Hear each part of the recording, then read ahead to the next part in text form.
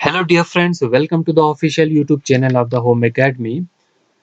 हम जो international organisation पढ़ रहे थे उनको कंटिन्यू करेंगे। तो आज जो हम सिक्स्थ ऑर्गेनाइजेशन से स्टार्ट करेंगे जो कि हमारी एशियन डेवलपमेंट बैंक है। इससे पहले जो हमने ऑर्गेनाइजेशन डिस्कस की थी, आप जो है उन्हें भी ज़रूर देख लीजिए। देखिए, जो नोट्स है ये थोड़े पुराने हैं, पिछले साल के हैं, तो इसमें कुछ चेंजेस हुई है। कहीं मेंबर्स जो है वो नया ऐड हो जाता है, बाकी कोई में जो है उसका प्रेसिडेंट चेंज हो जाता है। ठीक है, तो ये कुछ चेंजेस होती है, तो वो मैं साथ-साथ बताता रहूँगा। तो आज जिसके बारे में हम पढ़ने वाले हैं, वो एशियन डेवलपमेंट बैंक है। एशियन डेवलपमेंट बैंक, जैसे कि इसके नाम से ही पता चलता है कि ये एशिया की डेवलपमेंट के लिए है। कब बनाया गया है? 19 दिसंबर को 1966 में बनाया गया है। एशियन डेवलपमेंट बैंक जो है, अगर इसकी डेट आती है कि कब बनाया गया है, याद रखेंगे 19 दिसंबर को 1966 को बनाया गया है। एक रीजनल डेवलपमेंट बैंक है जो कि एशिया से रिलेटेड है। तो इसका हेडक्वार्टर जो है फिलीपींस में है। हेडक्वार्टर कहाँ पर है? फिलीपींस में है। कभी-कभी कंट्री का नाम नहीं बल्कि जो है बिल्कुल शहर का नाम पूछते हैं, तो उसके लिए भी आप याद रखेंगे जो इसका शहर का नाम होगा वो ऑर्टिगे सेंटर में, मैनिला में है हमारा एशियन डेवलपमेंट बैंक। जो एग्जैक्ट नेम होगा वो मंडल यू योंग जो है, ये एग्जैक्ट नेम होगा। तो याद रखेंगे, ज़्यादातर जो है फिलीपींस ही दिया जाता है कि एशियन डेवलपमेंट बैंक जो है वो कहाँ पर है, तो याद रखेंगे फिलीपींस है। और जो है मैनिला भी पूछा जाता है। ठीक है। तो इसके जो मेंबर हैं, अगर हम देखेंगे जब ये एस्टैब्लिश हुआ था इन 1966 में, तब इसके जो 31 मेंबर थे। तो आज की डेट में जो इसके मेंबर जो है वो 68 हो गए हैं। ठीक है, तो लास्ट ईयर जो थे वो 67 मेंबर थे, और आज की डेट में अगर हम बात करेंगे तो मेंबर जो हो गए वो 68 हो चुके हैं। तो याद रखेंगे इसके मेंबर जो है एशियन डेवलपमेंट बैंक के वो कितने हैं? 68 मेंबर हो चुके हैं। जब शुरू में बना था तब इसके 31 मेंबर थे। अब इंडिया का रिलेशन देख लेते हैं एशियन डेवलपमेंट बैंक से। इंडिया जो है इसका फाउंडिंग मेंबर है। इंडिया जो है शुरुआत से ही 1966 से ही जो है वो एशियन डेवलपमेंट बैंक का यानी कि एडीबी का मेंबर है। ठीक है, and is now the fourth largest share holder, और आज की डेट में जो इंडिया है इसका फोर्थ लार्जेस्ट जो है वो शेयर होल्डर है। आप देखिए, पहले जो इसमें जापान जो था और यूनाइटेड स्टेट 2018 की अगर मैं डेटा की बात करता हूँ, तो इसमें जो है जापान और यूनाइटेड स्टेट का जो है पहला नंबर था। जापान और फिर यूनाइटेड स्टेट, फिर चाइना का जो था थर्ड नंबर था, उसके बाद इंडिया था, और इंडिया के बाद जो है वो ऑस्ट्रेलिया का था। ठीक है, तो इंडिया जो है फोर्थ लार्जेस्ट जो है वो शेयर होल्डर है, याद रख लेंगे इस डेटा को। यहाँ पर आप 67 की जगह 68 मेंबर कर लेना। फिर किसके लिए कुछ रिमार्क्स की बात करते हैं। तो एशियन डेवलपमेंट बैंक का जो है वो पर्पस क्या है, जैसे कि वर्ल्ड बैंक का पर्पस था, सिमिलरली वही पर्पस इसका भी है। बट जो एशियन डेवलपमेंट बैंक है इसका मेन मकसद यही है कि to make the Asia free from the poverty, कि हम एशिया को जो है पोवर्टी फ्री बनाएं। तो एशिया की ही डेवलपमेंट से रिलेटेड है। तो its mission is to keep help developing member countries to reduce the poverty and improve the quality of the life of the people. तो मेन मकसद यही है कि जो डेवलपिंग मेंबर कंट्रीज है एशिया की, उनकी जो है वो मदद करे, ताकि वो अपनी क्वालिटी ऑफ द लाइफ जो है वो इम्प्रूव कर सके। As a multilateral development finance institution, ADB जो है ये क्या क्या प्रोवाइड करता है? ये लोन्स भी प्रोवाइड करता है, ये ग्रांट्स भी प्रोवाइड करता है, टेक्निकल असिस्टेंस भी प्रोवाइड करता है। अगर हम बात करेंगे इसके अभी प्रेजेंट जो है वो हेड की, मतलब मैं इनके प्रेसिडेंट की बात करूंगा, तो प्रेसिडेंट इनके कौन होंगे एशियन डेवलपमेंट बैंक के? तो आप इनका नाम याद रखेंगे। इनका नाम जो है मैं स्पेलिंग ले देता हूँ, MACT, ठीक है, SUGU, ठीक है, ये है। तो ये इनके जो है वो प्रेसिडेंट है मसत्सुगु असाकावा। ठीक है, अब जैसे कि नाम से इनके पता चल रहा है कि ये कहाँ के होंगे, जापान के होंगे, तो ये जापान के हैं। एशियन डेवलपमेंट बैंक के जो है ये 17 जनवरी को बने थे 2020 में। तो ये मसत्सुगु असाकावा जो है एशियन डेवलपमेंट बैंक के जो है वो प्रेसिडेंट है। किस कंट्री के है वो मैंने आपको बता दिया, जापान के हैं। तो होपफुली इतना नॉलेज जो है आपके लिए इस ऑर्गेनाइजेशन से काफ़ी है। बढ़ते हैं आगे। फिर हम बात करने वाले हैं न्यू डेवलपमेंट बैंक की। तो न्यू, अगर आप स्क्रीनशॉट लेना चाहते हैं तो आप यहाँ पर जो है वो ले सकते हैं इसका। तो न्यू डेवलपमेंट बैंक जो है ये, सबसे पहले इसके लिए आप ये बात याद रखेंगे कि अक्सर पूछा भी जाता है एग्जामिनेशन में कि न्यू डेवलपमेंट बैंक जो है ये किसका इनिशिएटिव है। तो आप जानते हैं ब्रिक्स के बारे में, ब्रिक्स नेशन जो है उनका इनिशिएटिव है। ब्रिक्स नेशन जो है उनका इनिशिएटिव है न्यू डेवलपमेंट बैंक। तो याद रखेंगे ब्रिक्स का जो है वो इनिशिएटिव क्या है, न्यू डेवलपमेंट बैंक। फंडिंग जो है कब हुआ है ये, ब्रिक्स की जब 6th समिट हुई थी, जो छठी समिट हुई थी ब्रिक्स की, फोर्टलीजा में, कहाँ पर, फोर्टलीजा में 2014 में हुई थी। न्यू डेवलपमेंट बैंक जो है वो इनिशिएटिव है ब्रिक्स नेशन का, और ब्रिक्स की जो छठी समिट हुई थी फोर्टलीजा में, तब ये जो है इसकी बुनियाद रखी गई थी 2014 में। आज की डेट में अगर हम इसका हेडक्वार्टर की बात करेंगे तो वो चाइना के शहर शंघाई में होगा। कहाँ पर होगा, चाइना के शहर शंघाई में जो है वो इसका जो है वो हेडक्वार्टर है। फॉर्मेशन मैंने बात की जो है इसकी, अगर मैं फॉर्मेशन की एग्जैक्ट बात करूंगा, 2014 में जो था ये इसके लिए ट्रीटी साइन की गई थी जुलाई के मंथ में, और फिर जो है वो ट्रीटी एनफोर्स 2015 में की गई है फाइनली। तो फाउंडिंग में आप ये याद रखेंगे, बेसिकली जो ऑब्जेक्टिव बनेगा वो यही होगा कि ब्रिक्स से रिलेटेड कौन सा बैंक होगा, न्यू डेवलपमेंट बैंक होगा। और किस समिट में बात की गई थी, जो ब्रिक्स की जो थी 6 समिट थी। तो ये भी जो एक इंटरनेशनल जो है फाइनेंशियल इंस्टीट्यूशन है, इसकी जो मेंबर्स है इसमें ब्राज़ील आता है, रशिया आता है, इंडिया, चाइना, साउथ अफ्रीका। तो ब्रिक्स की जो कंट्रीज़ है, Brazil, Russia, India, China, south Africa, तो यही कंट्रीज़ है। तो ये इनकी जो पेरेंट ऑर्गेनाइजेशन होगी वो ब्रिक्स होगी। अब इसमें क्या-क्या काम किए जाते हैं, इसके जो मेंबर्स होते हैं, banks articles of the agreement specify that all the members of the United nation could be the members of the bank. तो ये कहता है कि जो भी हमारे यूनाइटेड नेशंस के मेंबर हैं, यूएन के जो मेंबर है वो भी इसके जो है वो मेंबर बिल्कुल जो है वो बन सकते हैं। इस पे कोई भी रोक नहीं है, वो भी जो अगर चाहेंगे तो इसके मेंबर जो है वो बन सकते हैं। बट यहाँ पर एक बात रख दी गई है कि जो ब्रिक्स के जो नेशन है, ठीक है, could never be less than 55% of the voting share. तो इनकी 55% जो होगा वो वोटिंग शेयर होगा। तो इसके जो भी मेंबर है ब्रिक्स के, वो सारे के सारे जो है वो न्यू डेवलपमेंट बैंक के जो होंगे वो मेंबर होंगे। तो इसके जो हेड की बात करेंगे, अभी जो है इसके जो प्रेसिडेंट है, चेयरमैन कहूँ मैं, प्रेसिडेंट कह रहा हूँ, तो इसके जो प्रेसिडेंट है वो मार्कोस प्रेडो है। कौन है, मार्कोस प्रेडो जो है वो इसके प्रेसिडेंट है। मार्कोस प्रेडो जो है वो इसके प्रेसिडेंट है।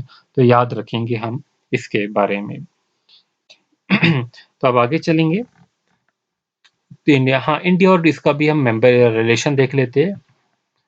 देखिए इंडिया जो होगा वो फाउंडिंग मेंबर में ही होगा, क्योंकि ब्रिक्स नेशन जो है उन्होंने ही शुरू किया ये। As a member of the BRICS जो है India is one of the founding member of the NDB, founding member में ही आएगा। और इंडिया का जो यहाँ पर जो शेयर है वो कितना है, 20% शेयर है इंडिया का न्यू डेवलपमेंट बैंक में। अगर 20% इंडिया का शेयर है तो जितना ये इंडिया का शेयर होगा उसी हिसाब से इंडिया को वोटिंग राइट्स भी दिए जाएंगे। तो इंडिया की जो वोटिंग राइट्स है वो भी 20% ही वोटिंग राइट होगी यहाँ पर न्यू डेवलपमेंट बैंक में। रिमार्क्स की बात करेंगे, the bank will provide the technical and financial assistance for project to be supported by the new development bank. तो ये बेसिकली जो है टेक्निकल एंड फाइनेंशियल असिस्टेंस देता है प्रोजेक्ट्स के रिलेटेड जो भी न्यू डेवलपमेंट बैंक के साथ है। ठीक है, तो इसमें जो है, तो यही जो ब्रिक्स नेशन है इन्हीं की जो है वो हेल्प करेगा, ताकि एनवायरमेंटल एंड सोशल सस्टेनेबिलिटी को जो है अचीव कर सके, इसी पर्पज से जो है दिया जाता है। इसके बाद हम बात करेंगे एशियन इंफ्रास्ट्रक्चर इन्वेस्टमेंट बैंक की।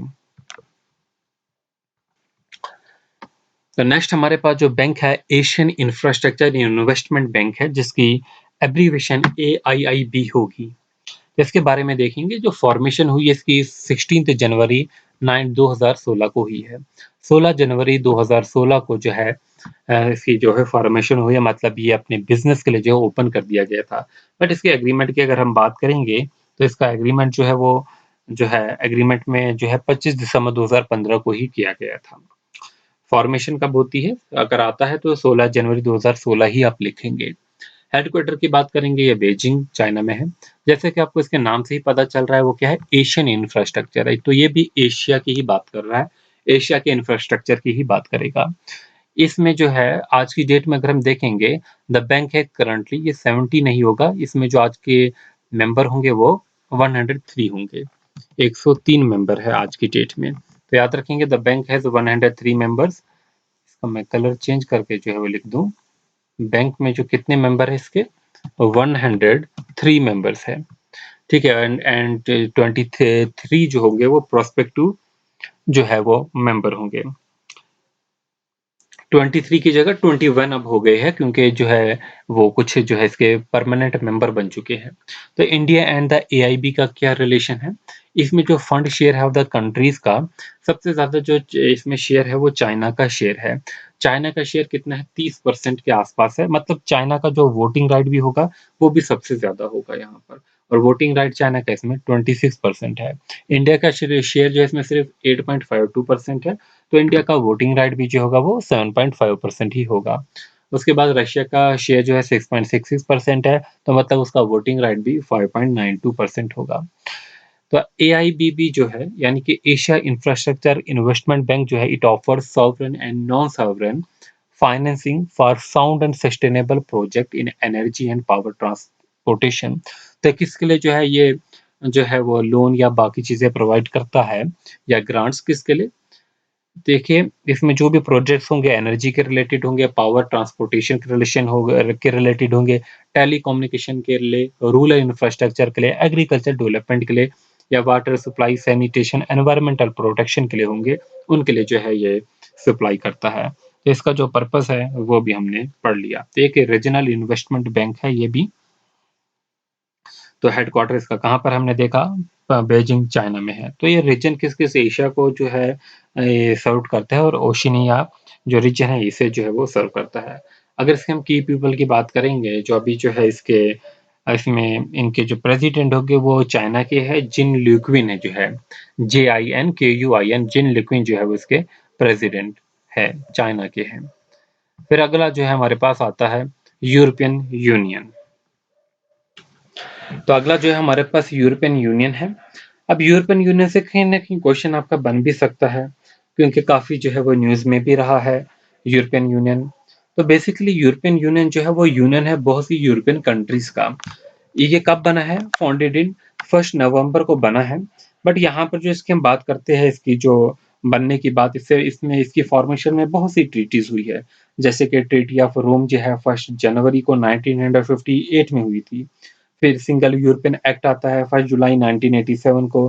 फिर जिसे हम मानते हैं आज के टाइम में ट्रीटी ऑफ maastricht जो है, ट्रीटी ऑफ maastricht जो है establish the European union in 1992, 92 नहीं 93 होगा ये, सॉरी। तो इसे आप 93 कीजिए, 93 में जो है माना जाएगा। 1 नवंबर को हुई थी ये, 1900 जो है 93 में। फिर इसके बाद जो है ट्रीटी ऑफ लिस्बन हुई है 1 दिसंबर 2009 में।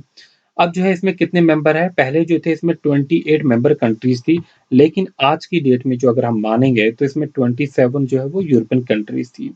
क्योंकि एक कंट्री जो कि यूनाइटेड किंगडम थी, वो यूरोपियन यूनियन से जो है वो निकल गई है। तो ये पूछा ना जा सकता है कहीं न कहीं कि कौन-सी जो है वो अभी जो है पॉलिटिकली तौर पे जो है विथड्रॉ किसने किया है यूरोपियन यूनियन से। तो वो याद रखेंगे हम, वो हमारी यूके होगी, यानी कि यूनाइटेड किंगडम होगी। अगर आपको मैं ये क्वेश्चन पूछूँ कि कौन-सी जो है वो अभी लेटेस्ट ऐड हुई है यूरोपियन यूनियन में, 2013 में जो है क्रोएशिया ऐड हुआ था। ठीक है? तो पॉलिटिकली तरीके से जो है यूरोपियन यूनियन में आया था।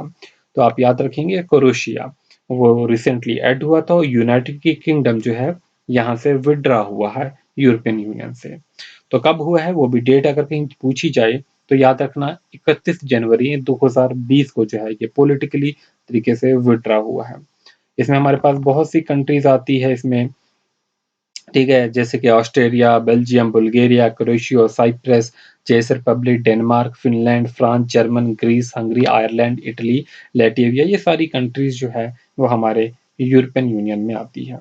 और यूरोपियन यूनियन के जो है इसके बाद जो है इनकी काफ़ी जो है कुछ ऑर्गेनाइज़ेशन है, जैसे कि यूरोपियन कमीशन है, यूरोपियन काउंसिल है, यूरोपियन पार्लियामेंट है, यूरोपियन सेंट्रल बैंक है, इनका court of justice of the European union है।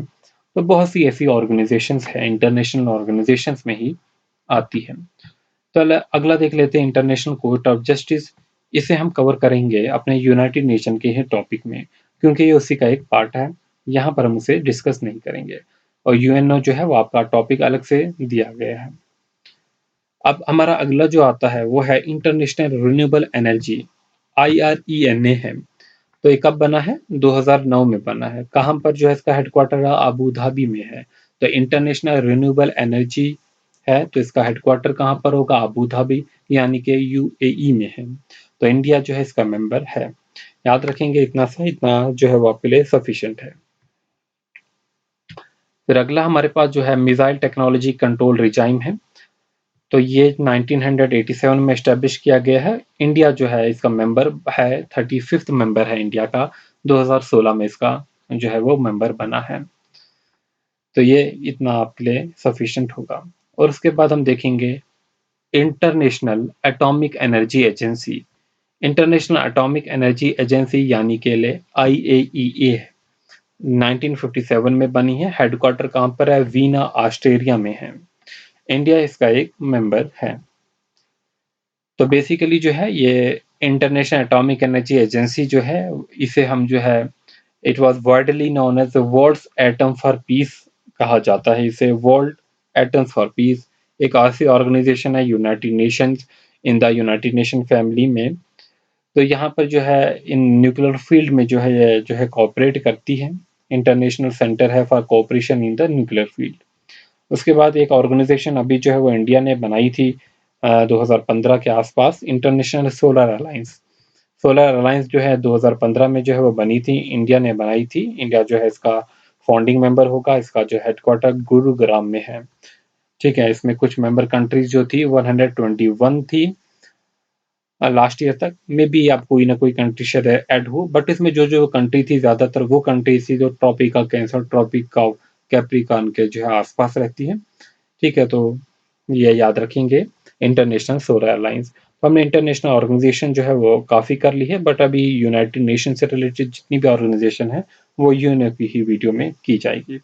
Thanks for watching, all the best, wish you good luck.